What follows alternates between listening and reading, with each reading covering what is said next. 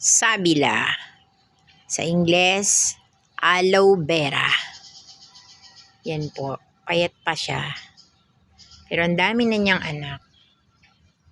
Dapat yan ililipat sa malaking paso para po tumaba yung aloe vera.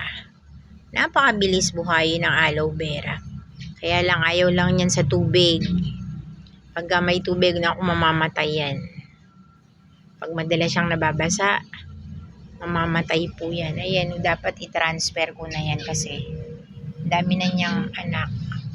Nagsisiksikan lang sila sa maliit na paso. Ililipat ko yan. So, kung kayo po ay nakaabot sa dulo ng aking video, sana po huwag kalimutang mag-like, share, comment, and subscribe. Subscribe to El Jean Channel para po makita nyo yung aking mga araw-araw na ipopost.